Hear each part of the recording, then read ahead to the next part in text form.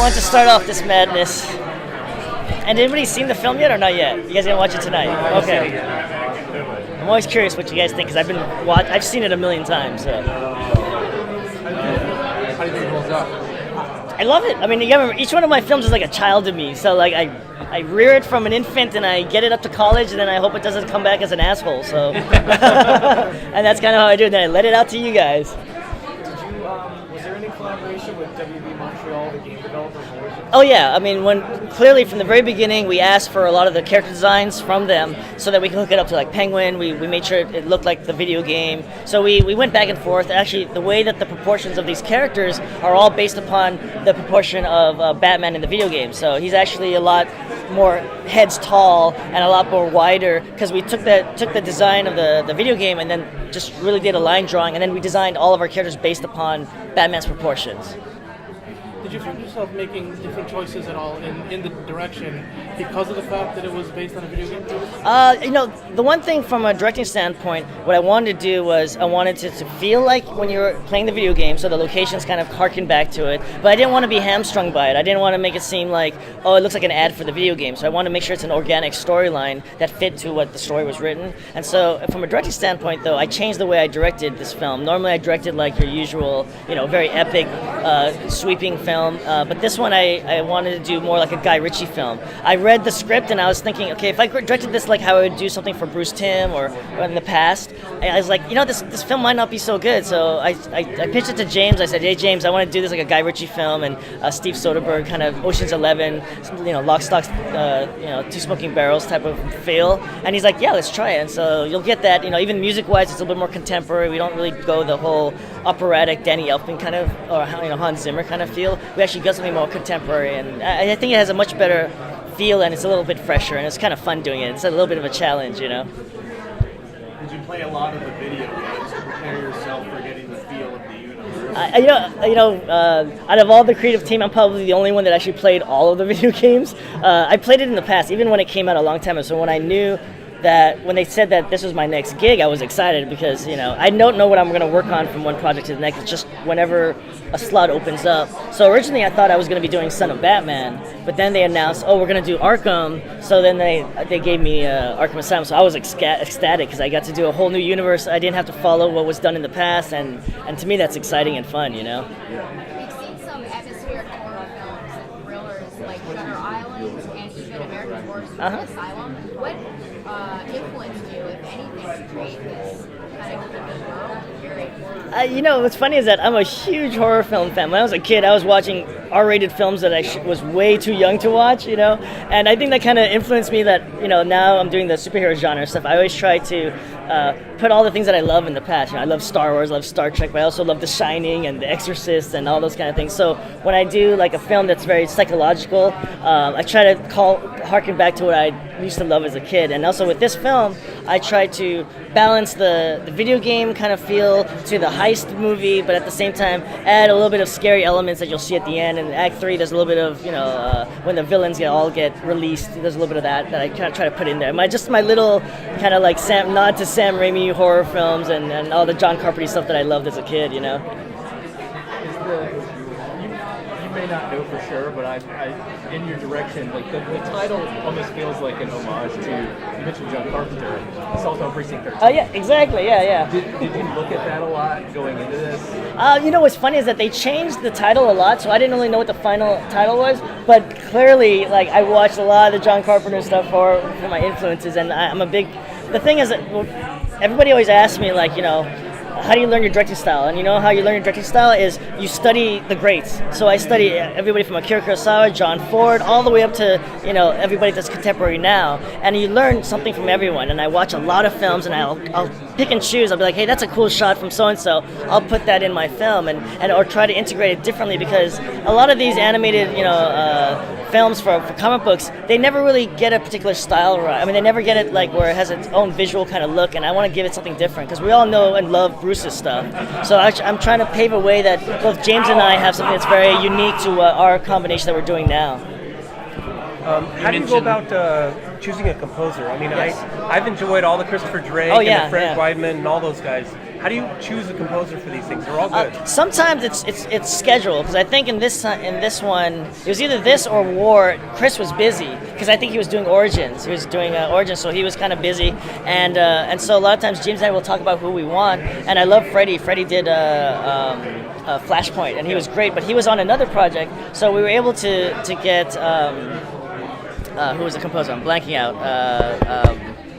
Robert Krall, which has worked in the past for us, and he's actually my neighbor, and he's really, really good. And for the music, because I was trying a different directing style, Jamens and I, we had this different idea for the music. We wanted it a little more contemporary, a little bit different than the Danny Elfman, Hans Zimmer feel, because it would help the whole tone. But the great thing though is I'm a huge fan of leitmotif, which is where a character's on screen, they have a theme, because I love Star Wars, and you can listen to that movie and be like, that's where Yoda is, that's where Darth Vader is. And so I wanted to do that. So every time you had Batman on screen, you had a Batman theme, and the theme harkened back to what Chris had done in the last Batman films, and also even in Origins. I think him and Rob kind of talked a little bit. I mean, I know they're friends, so I'm sure that they talked a little bit. You might want to ask him about it, but I know I wanted to kind of harken back to the video games as well. Cool. You mentioned being a horror fan as a kid. Did you read comic books as a kid? Yeah, I've read. Yes, of course, I read a lot of comics. I was more of a Marvel fan though, so I loved Marvel. It wasn't until Dark Knight Returns that I started really reading Batman, and I actually read a little bit of the Denny O'Neil stuff right before that, and then after that I fell in love with the DC universe, and then I go back and forth between Marvel and DC. So. Starting us off, this is the first, after the last couple of movies being sort of New 52 and sort of the design and everything, what's it like to jump from that era of the DC Comics iterations until these Batman set of games? No, liberating. I mean, the way we're going to do it is we'll probably do two New 52 inspired movies, and then the third one will be a different one. So it's good to have that break. And then when we go back to the New 52 stuff, we come back refreshed and other things happen. And so no, it's great. It's great to have the variety, because even though I'm enjoying what we're doing with that stuff, I like being able to do some of the other stuff too. So this way we're not locked into just doing only that. So it's been great. It's been great. The Arkham games have established a very recognizable aesthetic. Yeah. And it looks like you guys have created your own sort of spin on that aesthetic. How did you try to bridge that? Well, since we knew we didn't have the budget for a full CGI movie, like they do for their trailers and everything, we decided to take our inspiration from their development art. So the kind of art that they use to create stuff before they go full CG, we look to that. So we got our color palettes, our design senses, just the whole tonal quality of the piece came from that stuff. And the video game people sent us a lot of references, and we tried to mimic or at least adapt, because some things for 2D animation, you can't have that extra layer of detail that CGI stuff has, where you can just freeze frame it and see dots and bumps and all that stuff. So through the color and the designs, character designs, the background color, the paint, the sound design, we wanted to echo what the video games have done. Since this is more of a Suicide Squad movie, we kind of did take liberties to make it our own thing. So it's part of the Arkham world, but it has its own sense and unique sense of flavor. And I think if we end up doing a sequel, we'll follow up with that. So we'll have more to say on that. It'll probably become its own thing and not so much the video game thing, but we'll still try to fit within their continuity. I've been impressed that you can sustain the quality of these movies as they come out. Everyone, to me, is better than the one before. What's your formula? How do you sustain the quality? I mean, they pay me. I work with a tremendously talented bunch of people. Like Andrea Romano. Kevin's not. He's like God, but Jay Oliva is, he directs at least 1 or 2 a year. The best directors, the best designers. I mean, and we work hard. I mean, these things aren't easy to pull off. 3 a year with the deadlines they give us. It's really tight. I mean, full movies. It's hard enough to do a series, but when you're talking a full movie where, the movies pretty much stand alone. I mean, now that we're doing these connected Justice Leagues, we're able to use some of the things we create for one movie can carry over. But before that, we didn't have that, so it was a lot harder. Still difficult though. 2 minutes, okay. So it ain't easy, to answer your question. How long does it take in general from beginning to end? It's weird because people ask me that, and because I'm working on multiple movies, like we're premiering this one now. We're working on the script for the one in 2016, which I can't talk about. And then one we finished like 4 months ago will not premiere until after Christmas. So it's like trying to keep, everything's in a different place. Meaning some things haven't started, some things are finished, but you guys aren't going to see it for a while. And then, this movie, which was finished we finished this in February, and now it's showing. The first time it's showing is now. So the schedules are very odd. So so it's hard to say what the time frame is. I'd say between 8 months from start to completion is about 8 months. But then you can finish it, and they will hold on to it for 4 more months. So,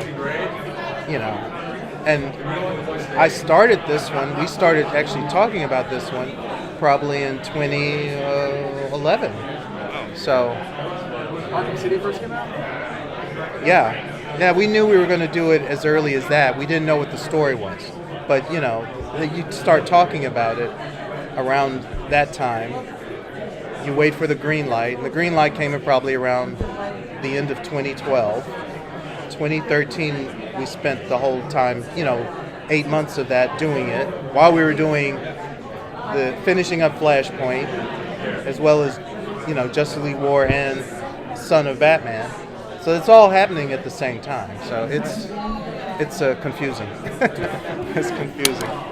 This Batman is a little bit of a different Batman than the one who's in Batman the Animated Series or Justice League. This is the video game universe Batman. That's right. Do you have to take a different approach to that, and how do you approach it differently? The material dictates it. What happens, what theatrically happens, what dramatically happens. It dictates what's going on. And it's not that different a Batman. It's not a massively different Batman. Even though this is Batman Arkham, he's not the main character in this. He's not. There's many more characters that are involved in this piece. But he is always that sort of touchstone character, and certainly Kevin as the voice is the touchstone voice. So it's always the same process. It's working through the script, finding out what we need, getting the action right, and then working with the script. How do you fill the void of no Mark Hamill as the Joker? He's not coming back, right? Not that I know of, and it breaks my heart. First of all, because he never told me he wasn't going to do it anymore. I heard about it through, I don't know, somebody told me or read it online or something. Troy Baker, who is doing the voice, does a very good impression of Mark's Joker. So the voice, I think for the audience, the voice will not have that big a change for them, but in fact it is not Mark, and it makes me sad, frankly. How do you approach it whenever you cast a character like Harley Quinn or the Joker, who are different than your usual actors, but you do have Kevin Conroy returning as Batman? Is there a little bit of a sync-up that you need to deal with? That's an interesting question. My first question always when I'm given a job, because I'm a freelance director, so they come to me, Andrea, we have this project, Batman Arkham. My first question is, can I use any of the actors I've used before? Can I use Kevin Conroy? Can I use whoever has been certain characters? Exactly. And sometimes they say yes, sometimes they say no. Sometimes the actors that I would like to use that have been given the okay are not available during the production period. And we have a limited window because we do the voices first and then they take it off to animate. If I can't get the actor before it's got to be shipped, I've got to recast. I've got to find somebody else to do it. And so, yes, there is sort of that crossover where sometimes it is some of the classic voices, if you will, and then there's new voices brought in there. Sweet Hynden Walsh, who plays Harley for us in this piece, I've worked with for years. She was my Starfire in Teen Titans, who I met by one of those strange casting stories, I don't know, 15, 20 years ago. Someone said, you've got to meet this actress.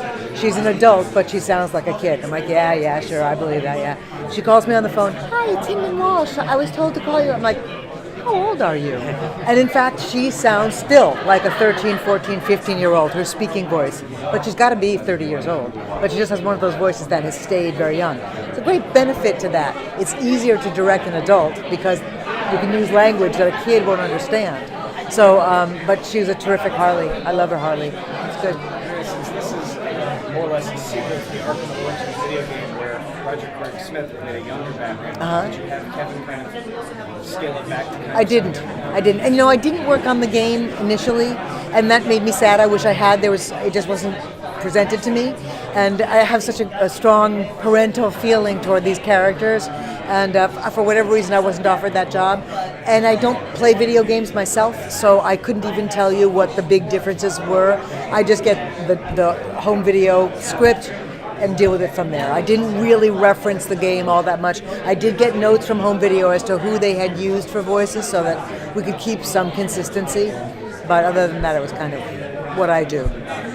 You've said before that you keep a list of actors that you want to work with. It's true. Who did you pull for this particular project? Ooh, that's a good question. Let's see. Was there anybody I was able to bring in? Well, Matthew Gray Gubler. 1 minute. Thank you. Matthew Gray Gubler, I've worked with a few times, but I adore him, and I was very happy to have him come play the Riddler. He's here today. Giancarlo Esposito, who's just a wonderful actor. I'd wanted to work with him for a long time. He's in this piece today. And then CCH Pounder shows up again, and I've used her many times too. But no, I didn't get any on this. But my new favorite I want to work with is, you're going to laugh at me, it's Alex Trebek. I want to find something for Alex Trebek. I'm a huge Jeopardy fan, and every once in a while you'll hear him on the show do like a little accent or something. And I met him at the Emmys one time and said, would you ever? He's like, absolutely. I could do many voices, Yes, I believe you probably can. And so I'll find something for him, but he's my new favorite I want to work with. It'll be the new Joker. What's that? It'll be the new Joker. Oh, Glue Master. Maybe. So I'll find something for him that's right for him. You've been in Gotham City for a while too, in Batman's world. How has your understanding of it changed in all these years? Do you still look at the characters the same way you did years ago? I know them a little bit better. Because I didn't read comic books as a young girl, I had to learn on the job. And so when there was a project that was from a graphic novel or a series of comic books, I would read them as background material. And then I had, Bruce Timm to call upon he's the best reference guy I know, or James Tucker or Jay Oliva or whoever could give me information. So I have learned just like anybody first coming into anything. The more information I had, the more I got to learn about it. So I think I understand the characters better than I ever have before. And I hope to continue to learn about them because once we stop learning, things stop getting interesting. None of us want to keep redoing the same thing. Done. All right. Thank you very much. Thank you guys. Thank you so much.